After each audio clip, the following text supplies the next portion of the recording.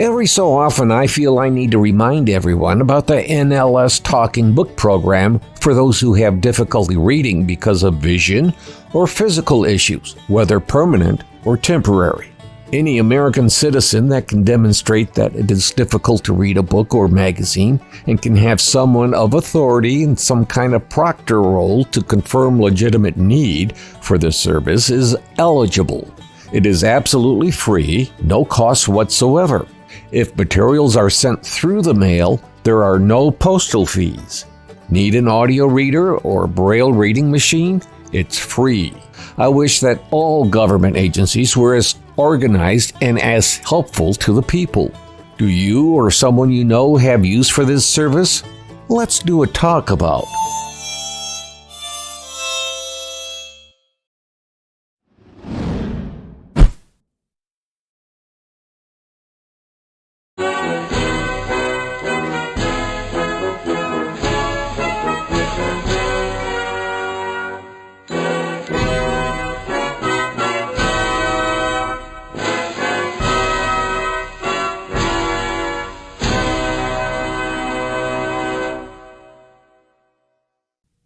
From the Library of Congress in Washington, D.C.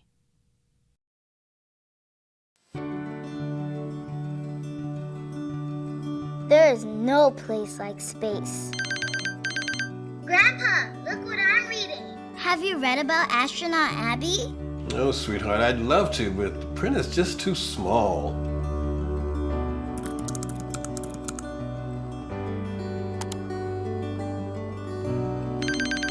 Hey, sweetheart, there's no place like space. Grandpa, you read my book? I listened to it.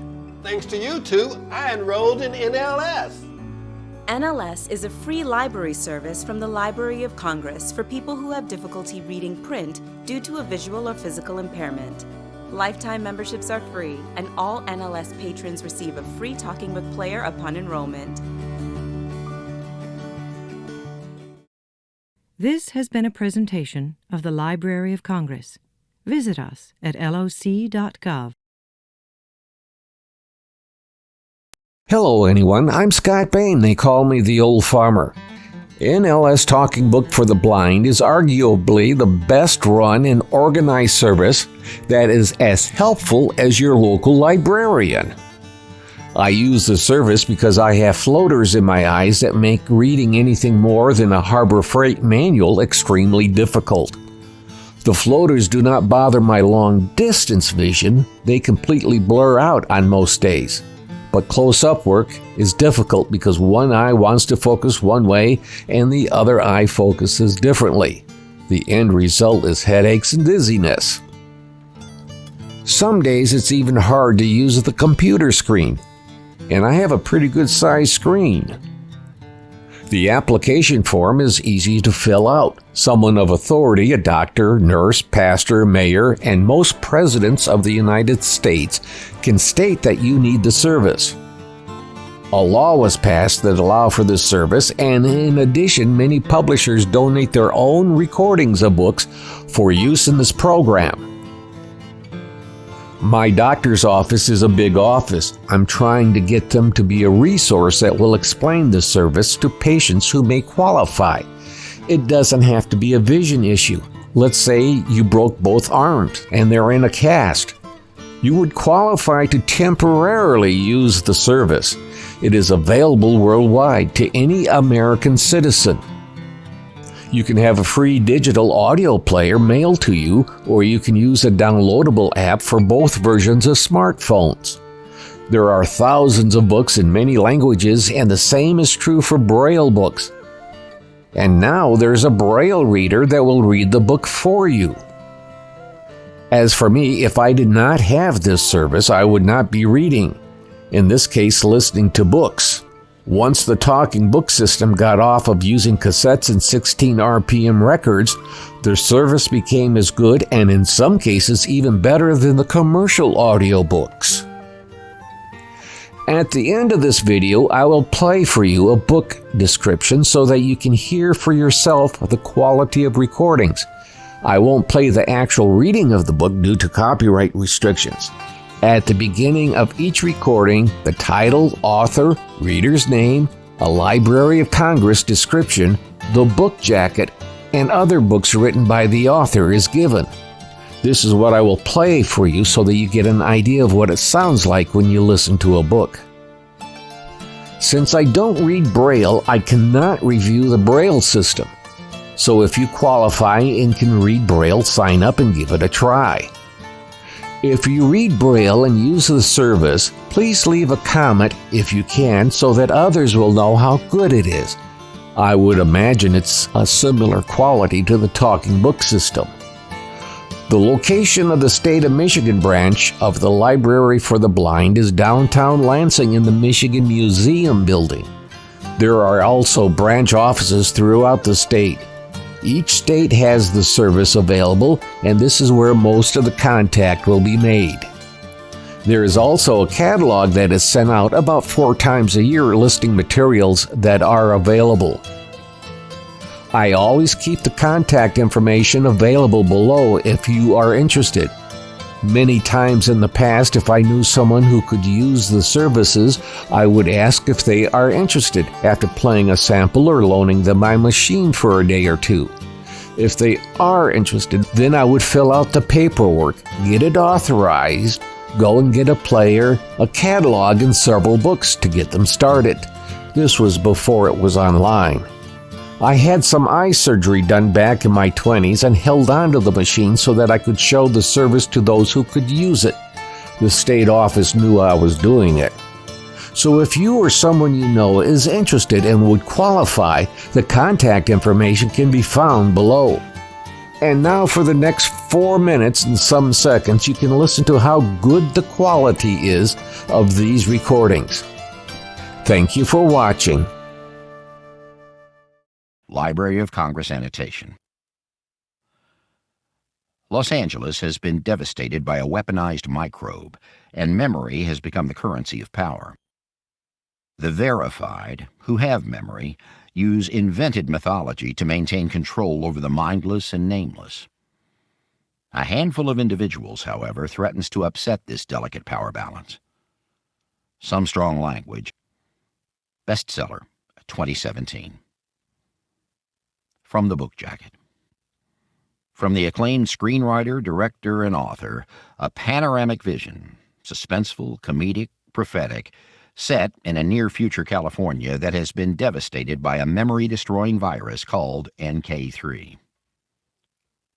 With The Player and The Return of the Player, Michael Tolkien established himself as a master novelist of modern Hollywood.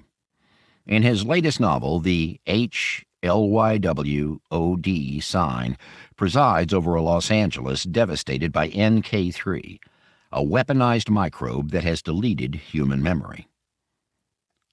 4 years ago, a South Korean colonel stationed along the demilitarized zone was in the midst of complaining to his sergeant about boarding school tuition when a platoon of North Korean soldiers dressed in hazmat suits approached on the opposite side. 2 of the soldiers carried a hose to the top of a multi-story ladder and began to spray a mist across the border. An attack. Now, in post-NK3 Los Angeles, a new aristocracy lives in a vast compound surrounded by a fence 60 feet tall. The gateway into this privileged class is a half-broken computer at the DMV, the Department of Mandatory Verification, where individuals are matched to their pre-crisis identities and selected based on practical skill from the old world. Their life inside the fence is a perpetual orgy. Outside, thousands of mindless drifters and shamblers serve the elite, harvesting food and other supplies from the old box stores and distribution warehouses to fuel the gift economy until their work is no longer needed. The ruler, chief, seeks guidance from 2 gigantic statues called the Man and the Woman. They warn him of trouble to come. But who is the person to watch? The elusive Ekman, holed up with the last functioning plane at LAX? Shannon Squire, the chisel-wielding pop superstar from the pre-NK3 world? Hopper, an uncommon drifter compelled by an inner voice to search for a wife whose name and face he doesn't remember? Or a treacherous member of Chief's own inner circle? In deliciously dark prose, Tolkien winds a noose-like plot around this melee of despots, prophets, and rebels as they struggle for command and survival in a city that still manages to exert a magnetic force even as a ruined husk. About the author. Michael Tolkien is a writer, director, and producer. His novels include The Player, Under Radar, and Among the Dead. For the film adaptation of The Player, Tolkien won the Writers Guild Award, the British Academy Award, the Chicago Film Critics Award, the Penn Center USA West Literary Award, and the Edgar Award for Best Crime Screenplay. Most recently, he has been a consulting producer and writer for the Showtime series Ray Donovan. MichaelTolkien.com. Other books by Michael Tolkien: novels, The Return of the Player; screenplays, The Player, The Rapture, The New Age, 3 screenplays. For Wendy Mogul. It really was as if the so-called human qualities had been characteristic features of a period of human history long past, and were now only to be found on tombstones, as inscriptions for the dead. Joseph Roth, The Silent Prophet. Colonel Lee, Sergeant Jun. It was a warm night in the bunker, and Colonel Myung Lee was...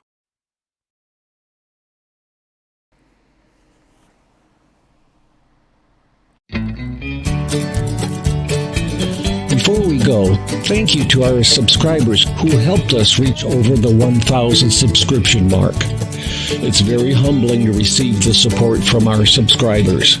Thank you. I will always try to give you accurate information, and I'm not worried if you disagree in comments. Just remember, youngsters may read your words. Well, this is the old farmer Scott Bain saying, be well, be safe, and be kind to someone today. Don't forget to click like, subscribe, share, or ring the bell buttons on the original Old Farmer channel. We enjoy reading the comments that you leave, and they do help the channel, so keep them coming. And once again, thank you for watching the original Old Farmer.